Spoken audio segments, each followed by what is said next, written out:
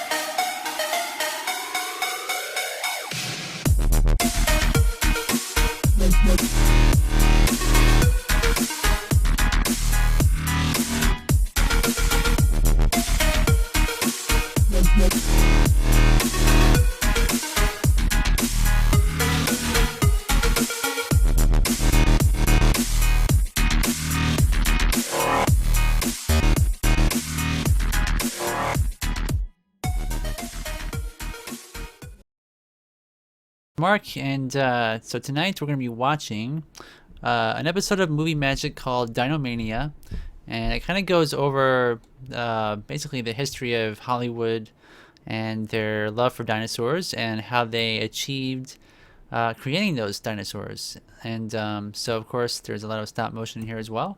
So let's get started.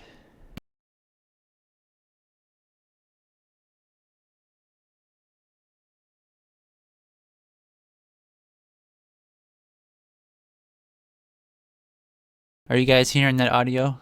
Can you hear it?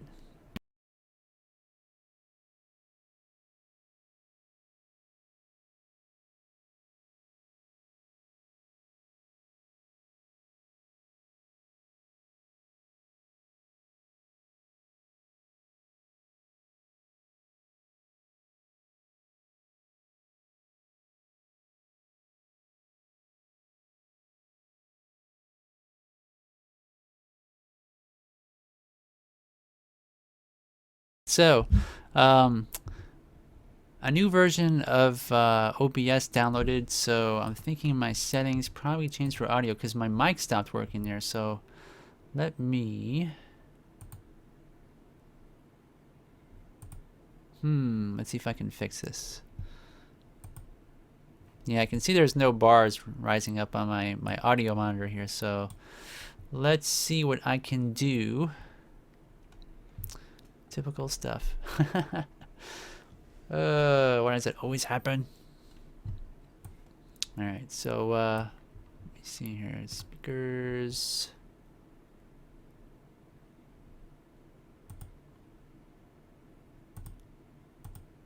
Alright, so I'm going to have to stop the broadcast and I'll be right back, everybody.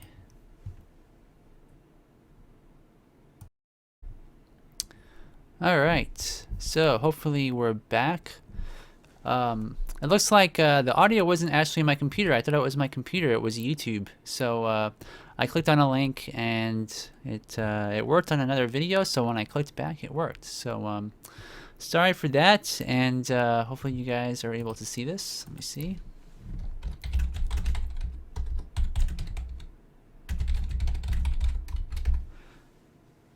Yeah, it looks like yeah, sorry for that. Hello out there. Yeah, that's crazy. Yeah, that's what happens with YouTube sometimes. They trick you. Just to mess up your live shows, I swear. I'm gonna send them a letter. I'm gonna write to the president and say, you see what happened to that YouTube video? Alright, so anyways, we're gonna watch this, and as I explained before, this is an episode of Movie Magic called Dinomania, and explains essentially how dinosaurs were created in Hollywood, and that involves, of course, stop motion. So we're going to watch and have some fun. All right, let's try again.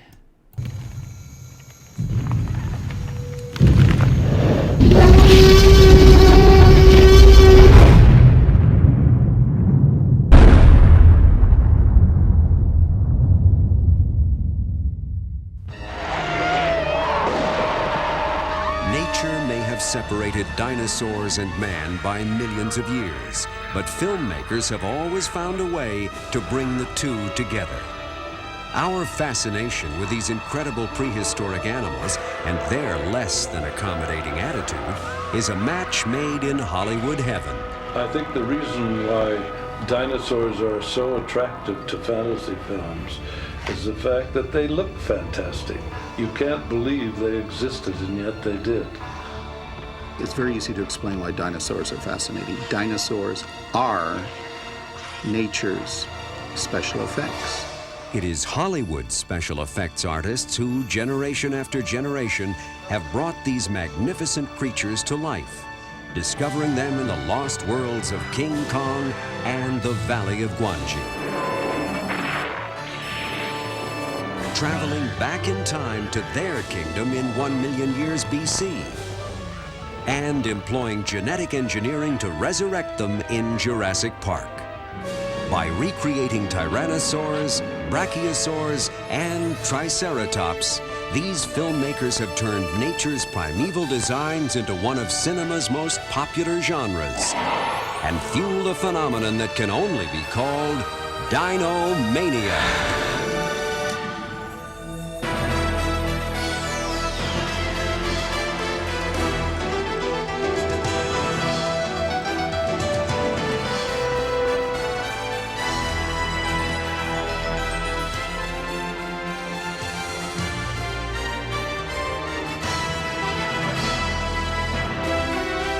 Movie Magic presents Dinomania.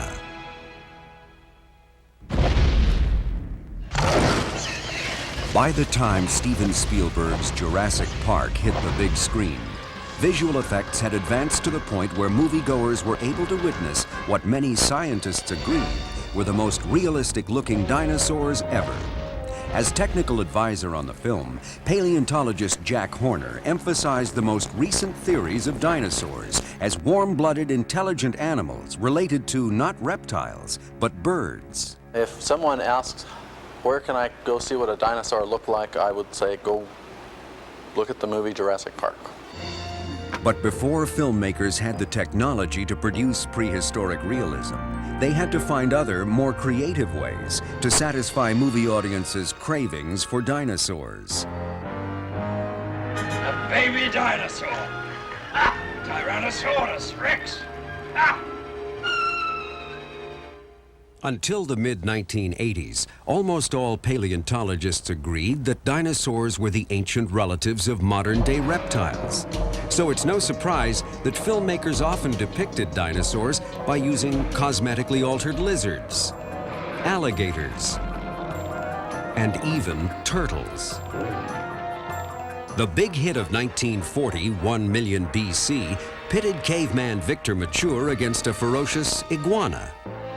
Irwin Allen's 1960 remake of The Lost World featured a climactic battle between a caiman crocodile from the Caribbean and a giant monitor lizard from Singapore, each approximately 6 feet in length.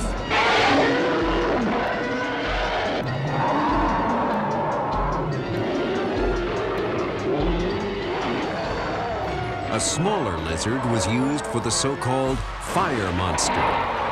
Fishing line tied around its body enabled off-camera handlers to manipulate its movements. I thought that was very creative. Having putting horns on, in fact, every time my parents would buy me a lizard, I would try to turn him into a dinosaur. The collaboration of science and art in the visualization of dinosaurs actually dates back to the beginnings of paleontology. In the early 1850s, British scientist Richard Owen, who first coined the term dinosauria, or terrible lizards, commissioned sculptor Waterhouse Hawkins to create life-size models of what the ancient creatures might have looked like. Hawkins' sculptures, which still stand in London's Crystal Palace Park, sparked the public's imagination and attracted crowds of curious spectators. Dinosaur art is usually 20, 30, 40, 50 years ahead of science. The Crystal Palace sculptures were way ahead of their time. I think what happens is artists who do dinosaurs, whether they're Waterhouse Hawkins making a life-size sculpture or Spielberg's artists reconstructing a whole flock of gallimimuses, and a quote artist often is better at seeing structure, seeing legs, seeing movement, seeing behavior than someone with a PhD. The quest to bring totally believable dinosaurs to the screen began simply enough as a line drawing. In 1912, popular cartoonist Winsor McCay animated cinema's first dinosaur, a personable Diplodocus named Gertie.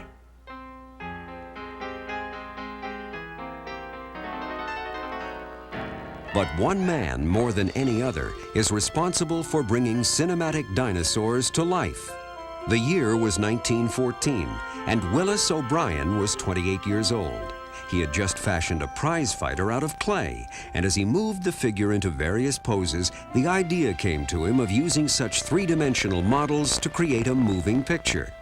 This marked the birth of stop-motion animation. And within a year, O'Brien had produced his first short film for the Edison Company called The Dinosaur and the Missing Link. the craft of stop-motion animation, having started virtually in O'Brien's garage with his work that he did for Edison. It is a process wherein a three-dimensional object is manipulated incrementally, one frame at a time. All the various joints, momentums, actions are very infinitesimally adjusted. And then one frame of motion picture film is shot that records the image. And then you go back through the entire process, again, making sure that all the joints are moving in the proper direction with the proper momentum. And this will generate a complete performance once the film is later projected at 24 frames a second.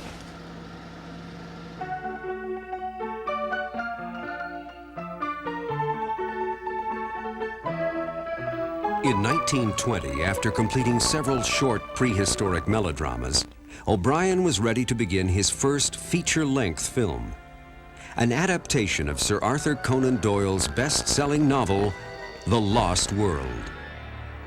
The story tells of an expedition to a remote South American plateau where dinosaurs still exist.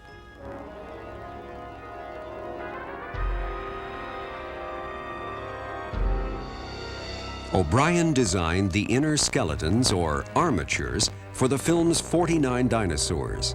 Then, a gifted young artist named Marcel Delgado completed the models, based on the paintings of Charles R. Knight at the American Museum of Natural History. Delgado used red bath sponge for the stuffing and thin sheets of rubber for the skin. As revealed in the May 1925 issue of Science and Invention, he installed football bladders inside many of the dinosaurs, which could be inflated or deflated slightly with each exposure. Growing proficiency at stop motion resulted in prehistoric animals that were well ahead of their time.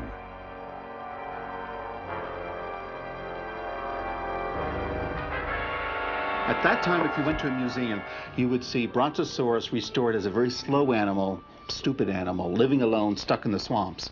Willis O'Brien has Brontosaurs in a herd, moving over dry land and spreading dust and defending their young against meat-eating allosaurs. It's a wonderful tableau.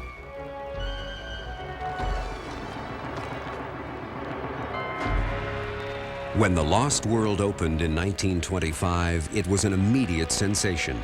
One reviewer called it a picture that will achieve as much word-of-mouth advertising as any in motion picture history.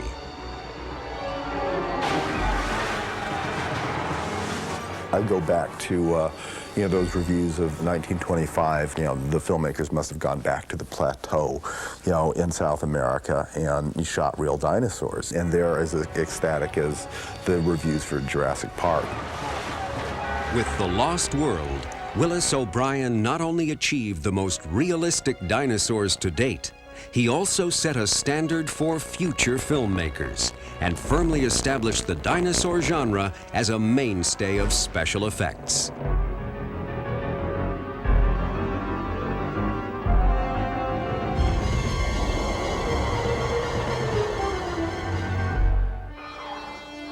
In 1948, the first dinosaur film made in color, Unknown Island, utilized a budget-conscious effects technique common for its era: men in dino suits.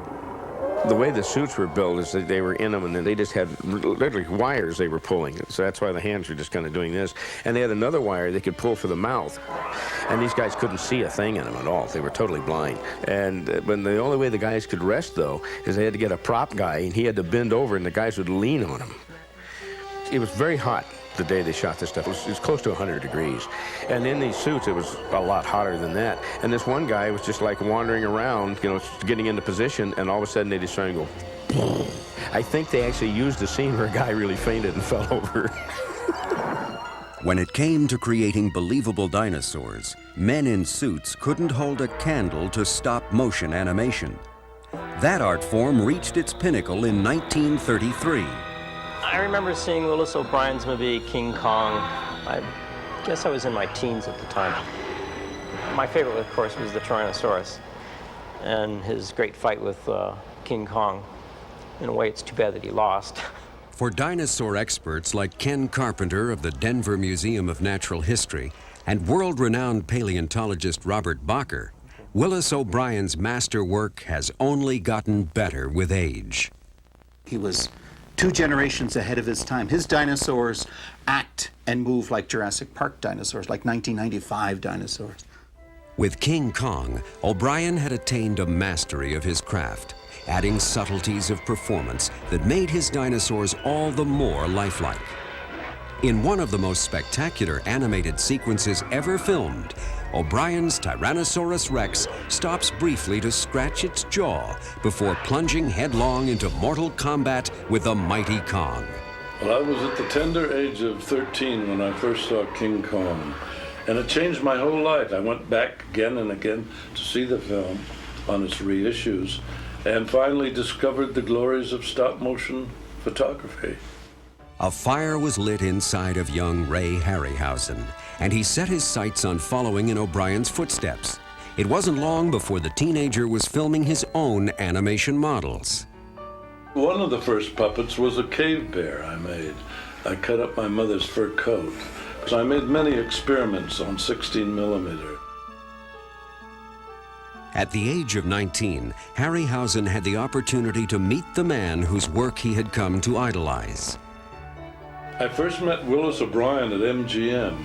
A friend of mine knew him and told me to call him up. And I told him I was experimenting with dinosaurs on my own, and he kindly invited me over to MGM. So I piled some of my models into a suitcase, and I brought them over to show him. And I took them out of the suitcase, and my first one was, I think, a Stegosaurus. And he looked at it a while, and he said, "You'll have to study anatomy because your legs of your Stegosaurus look like sausages." Harryhausen took O'Brien's advice, enrolling not only in anatomy class, but also taking courses in drawing, sculpture, photography, and film editing. Soon he was modeling more advanced dinosaur puppets and shooting test footage for a project he called Evolution.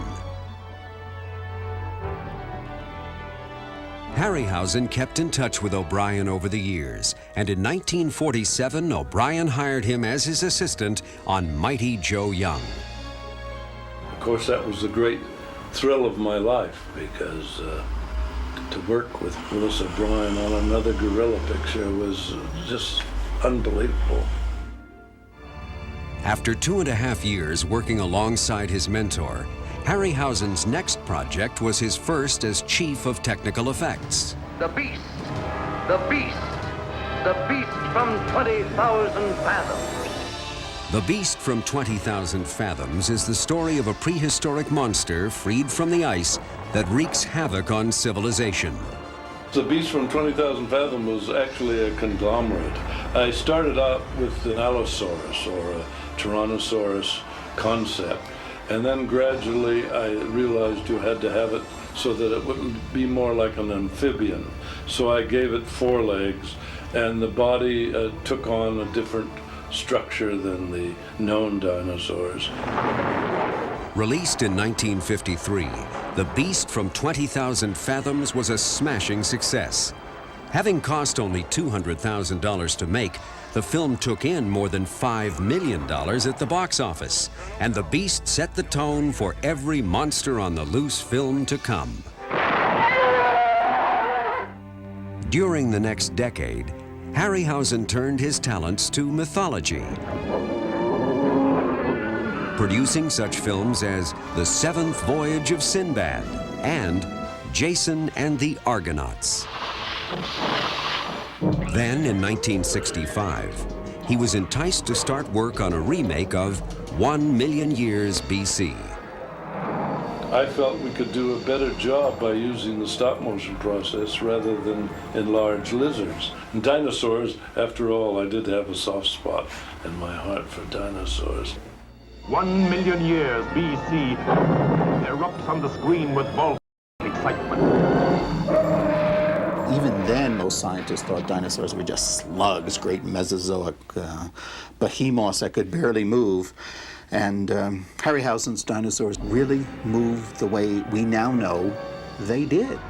Upon completing 1 million years BC, Harryhausen turned his attention to an unrealized project of Willis O'Brien's about an Allosaurus named Guanji. O'Brien, now deceased, had drawn storyboards for the film, including a sequence where several cowboys try to capture Guanji with lassos. Guanji, Guanji. So that there would be something on the set for the cowboys to rope, we built a crossbar on the Jeep, and the cowboys would rope this crossbar, and then it was my job to blot out the Jeep and put the dinosaur in its place. Guanji, who made his debut in 1969, was Harryhausen's most expressive dinosaur yet, and took the recreation of prehistoric beasts to a new level. Over the course of 55 years, Willis O'Brien and Ray Harryhausen, mentor and protege, used the art of cinema to the fullest, turning back the pages of history and introducing 3 generations of moviegoers to Dinomania. I remember having this little book of how the Earth began. And I remember just being completely mesmerized by the one, cool picture of the big, they called it the Brontosaurus, in those days, the thunder lizard. The earliest memory I have of seeing any sort of dinosaur was the Beast in 20,000 Fathoms. And I think I was about 7. And I remember hiding behind the seat in the movie theater in downtown Los Angeles and sort of sticking my head up and then having to cower down again. Even before reaching their teens, Phil Tippett was drawing and sculpting dinosaurs, and Dennis Muren was shooting his own 8mm dino movies. Growing up in different cities, neither could have imagined they would one day work together on such films as Star Wars, The Empire Strikes Back, and Dragon Slayer. In 1983, Muren and Tippett's collaboration on Return of the Jedi earned them Academy Awards. Then, for a few years, their paths would part. Muren stayed on at George Lucas's Industrial Light and Magic, or ILM, to supervise visual effects on Indiana Jones and the Temple of Doom. Tippett, now recognized as a master of stop-motion animation, took a year off to film dinosaurs in his garage.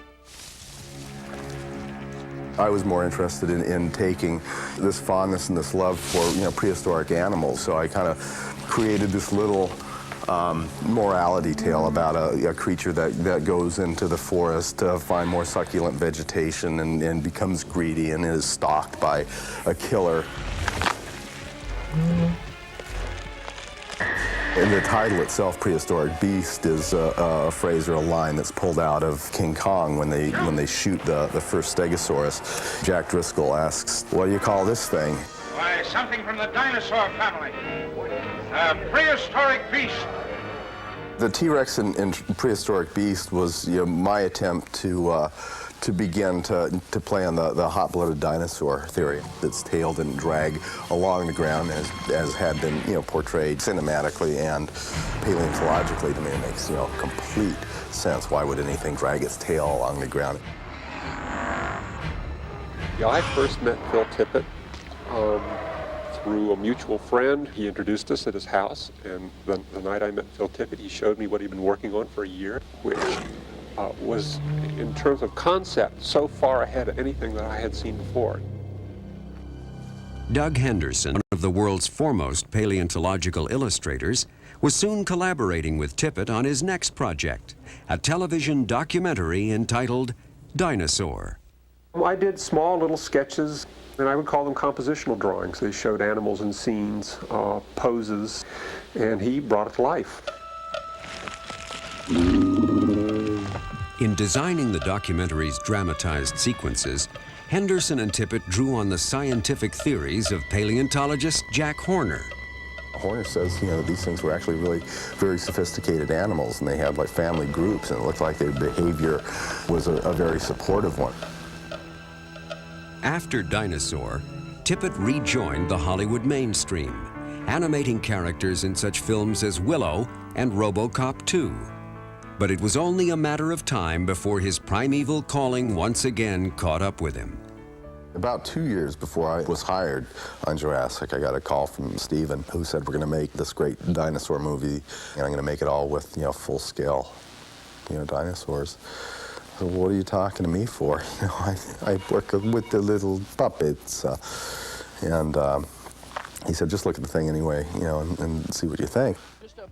Spielberg had already lined up Dennis Muren, by now a 7-time Academy Award winner, to be the film's visual effects supervisor. I certainly didn't think that it had the potential of being the greatest dinosaur film of all time. I was worried that we weren't going to be able to make the technology with what we had work in today's audiences. Over the next years, Spielberg decided that the dinosaurs would be created through a combination of full-scale robotics created by Stan Winston Studio and stop-motion animation. With Tippett now signed on, his first job was to create what became known as the Dinosaur Bible, establishing walk and run cycles and other basic movements for the T-Rex and Velociraptor.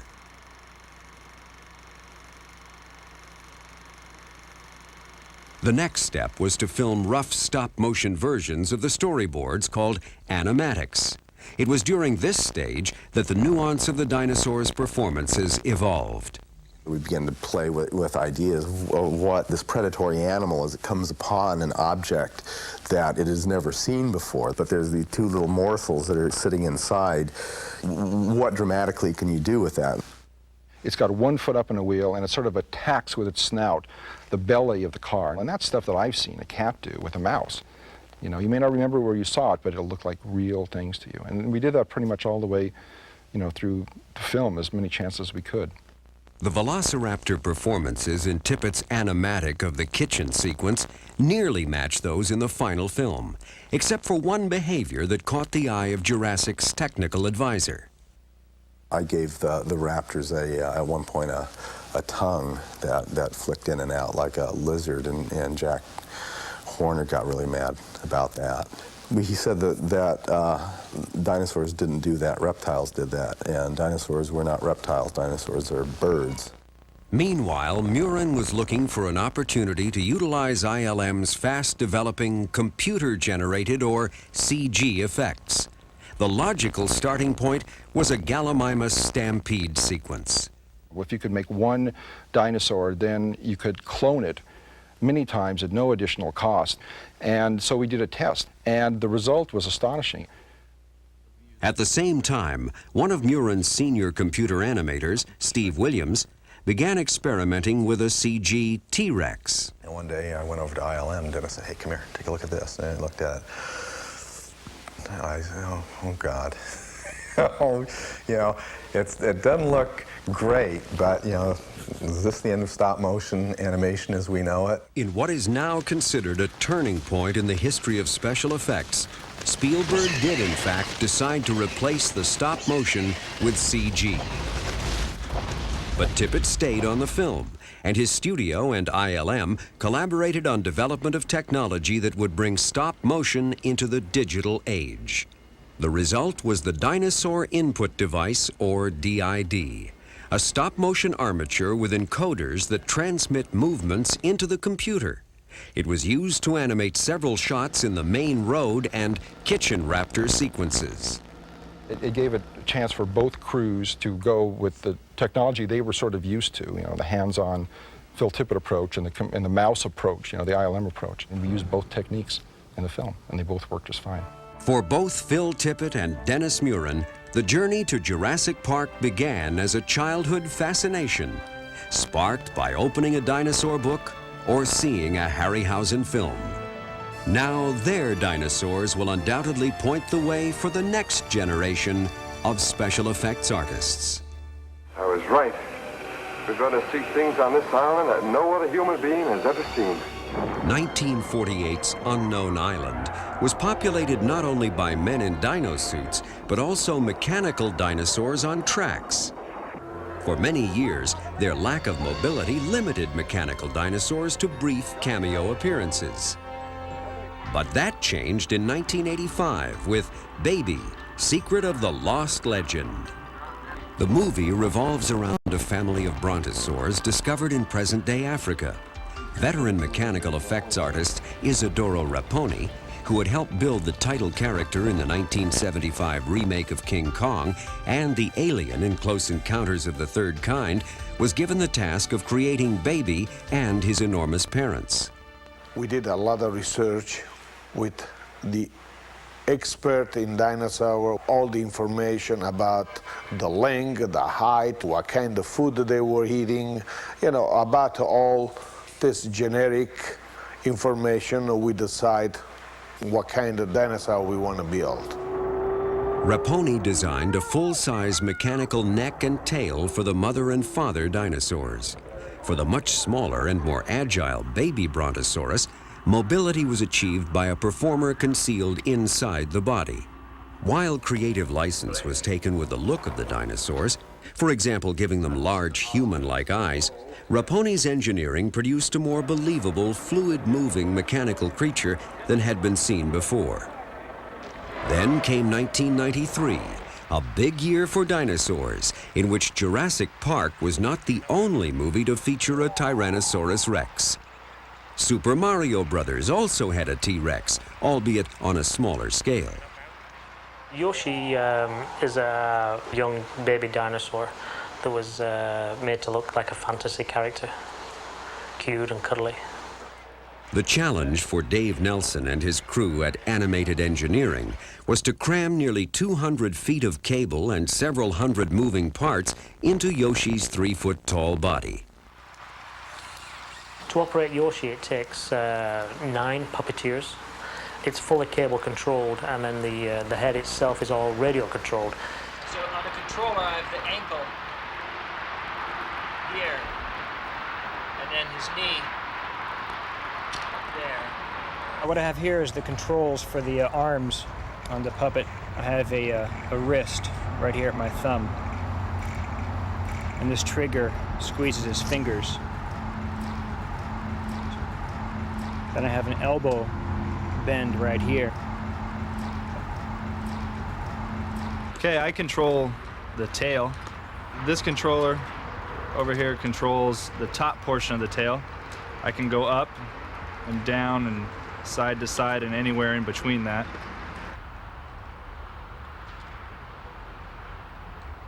On 6 I have a head, right and left, and head up and down, and head side to side. And on this one I've got neck up and down, body, torso side to side, and also torso twist.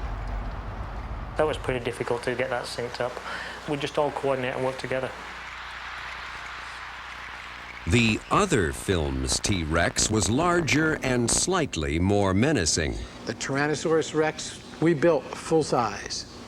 Why did you do a robot with a dinosaur that big? Well, because it's too big to be a guy in a suit. With his 9,000-pound hydraulically powered T-Rex, Stan Winston brought mechanical dinosaurs into the space age. His studio built several other mechanical dinosaurs for Jurassic Park, including the ailing Triceratops, the two-faced Dilophosaurus, and the immense head of a tree-eating Brachiosaurus.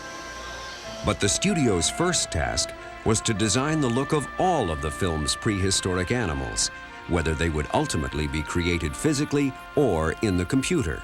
We wanted to create the look of these dinosaurs to be the most correct dinosaurs we have ever seen, based on all the knowledge we got from our research and from talking to paleontologists.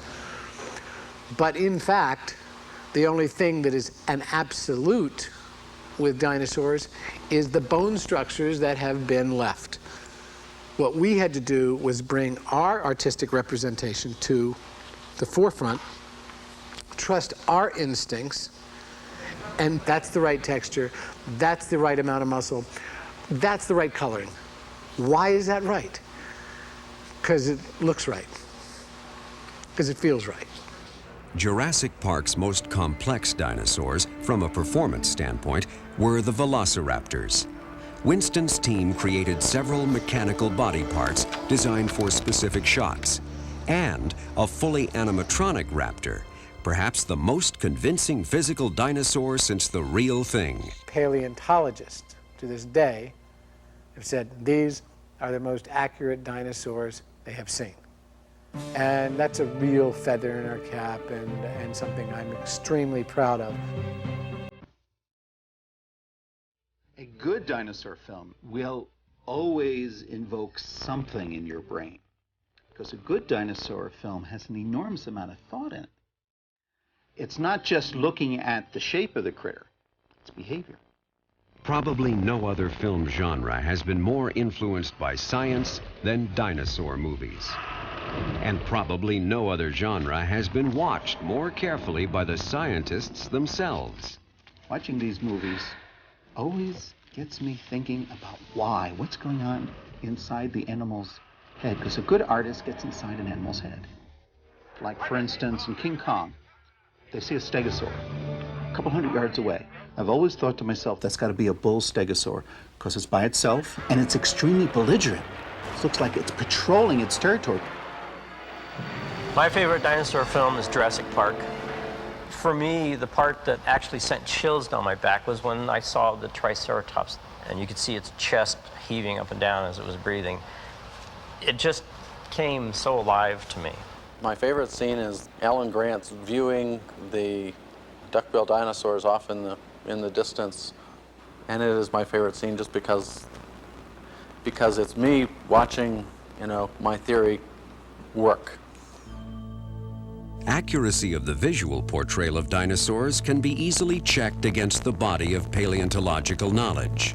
But when it comes to sound, there's very little science to go on. We know they made sounds, or at least our assumption has to be that they made sounds, because the animals they're most closely related to that are alive today, which are birds, make sounds. In Kong, they used a lion's roar and a raspberry run backwards and combined them with other sounds. Wanji was a combination of a camel slobbering combined with metallic clapping of, like a bear trap, so that as you hear that blah, blah, blah, blah, blah, and then a snap. For Jurassic Park, the assignment of giving voice to the dinosaurs went to Academy Award-winning sound designer Gary Rydstrom at Skywalker Sound. He worked closely with dinosaur supervisor Phil Tippett in order to incorporate the latest paleontological ideas. Early on, he was beneficial because he could literally crawl around this mix room, pantomiming what a raptor might move like, and give me the basic motions even before any of the animation was done. Rydstrom and his Skywalker team were brought onto Jurassic well before the start of filming. This afforded Rydstrom's assistant, Christopher Boyes, ample time to collect a variety of new sounds. I started by recording snakes and different large lizards, and then I went out and recorded all sorts of birds and horses. I mean, it just got to the point that any animal that made a vocalization I was interested in. Dinosaur sounds we're studying a lot now. Brachiosaurus, for instance, has an echo chamber about the size of a basketball in its nose. And the sound would be incredible. It'd be very deep. The brachiosaurs are a combination of a lot of singing-like animal vocals. Oddly enough, a donkey was used for a lot of it. Not the standard hee-haw donkey, but parts of the donkey that when slowed down had a musical quality. And then along the same lines we used whale vocals. For the all-important Tyrannosaurus roar, Rydstrom started by combining a lion, tiger, and alligator. But he felt something was missing. I was looking for something more screechy to go on top of those low frequency elements to make it seem louder and even be more painful. Gary and I went and recorded the elephants at Marine World, and this one baby elephant towards the end made this one trumpet. And every time the T-Rex roars, it's a lion, tiger, alligator mixed with this one-time only baby elephant, which to me is the essence of a T-Rex roar. For Jurassic Park sound designers and visual effects artists, their job was much the same as the paleontologists, to speculate on what these magnificent animals, extinct for more than 65 million years, might have been like. It was a fascinating thing because being animators, it's very much like being an actor. You become the character, so you have to sort of get your head into the head of the dinosaur. And you work a lot with things like, do we work in packs? Do we travel alone? Are we predators? Are we prey? Those sorts of things are a big part of how we actually design the creatures. Jurassic Park will definitely be the inspiration for future generations, just as King Kong was for some. I mean, pictures of dinosaurs can do a lot for you, but when they're moving around doing something, we can all go back to movies that got us thinking about dinosaurs.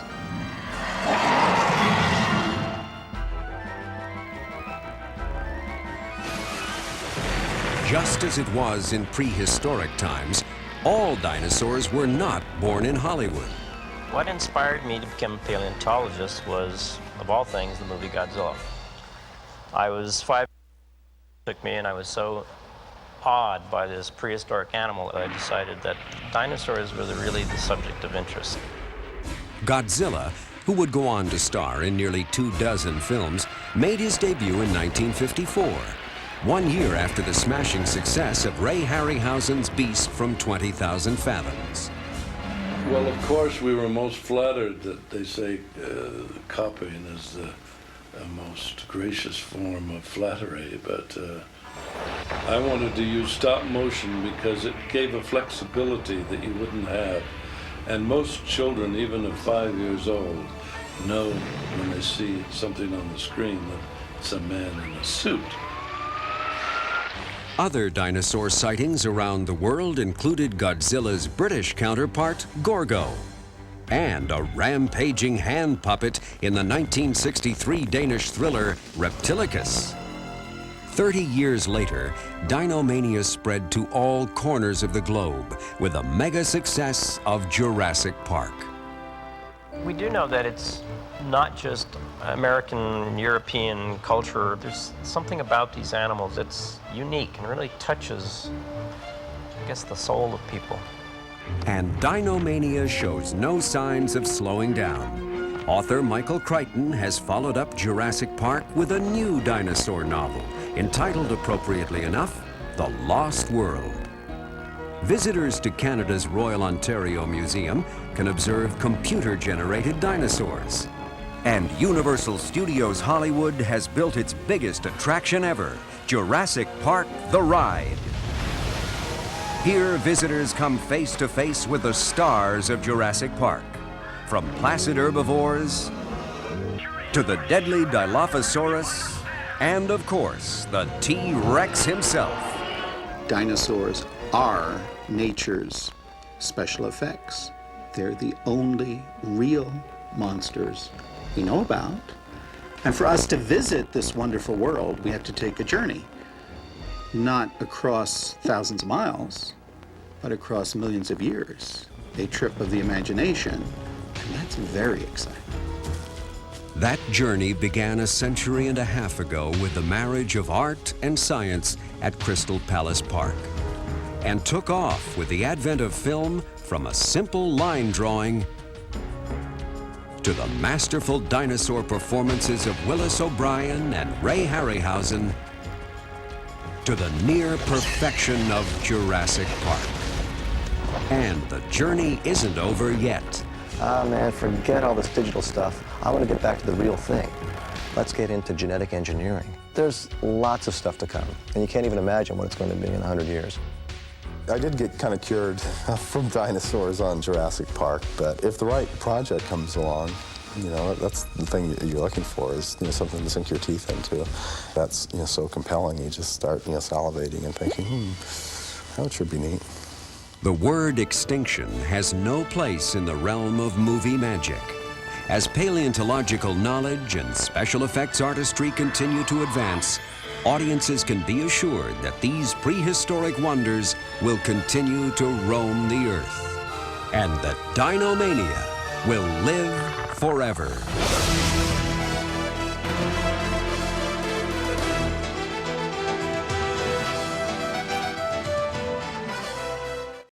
All right, so that's pretty cool, I thought, and I wanted to mention something about Jurassic Park, and I don't know if you guys have seen this on Facebook. A lot of people posted it. There's this photo of Steven Spielberg in front of the Triceratops that they created from at Stan Winston Studios, and I think they went out to like Maui, Hawaii, or someplace like that, and they, you know, of course, put it in a field, and there's trees, and, you know, palm trees, and there's all these plants, and it looks very prehistoric. And a lot of people on Facebook are really mad at Steven Spielberg because the younger generation doesn't recognize him. They don't know who he is, and they thought that, you know, this is some sort of like a rhinoceros or something, and everybody's like up in arms, like, oh my God, Steven Spielberg, you know. Who is that guy? He must be some really, you know, vicious hunter, and he's heartless, and they should not hunt animals like that, you know. So, you know, what's cool about it is, you know, basically artists can create stuff that fool people, and it doesn't always have to be computers. And so anyways, I just want to kind of end the show on that. I'm going to end 10 minutes early because there's nothing else to talk about, but I do want to thank you guys for stopping by this week. So make sure you stop by next Wednesday. If you guys have any ideas, or you want to let me know about anything that you're working on that you want to show on the live show to discuss, we can do that. So just make sure you remember my email is marc, M-A-R-C, @animateclay.com. All right, see you guys all next week.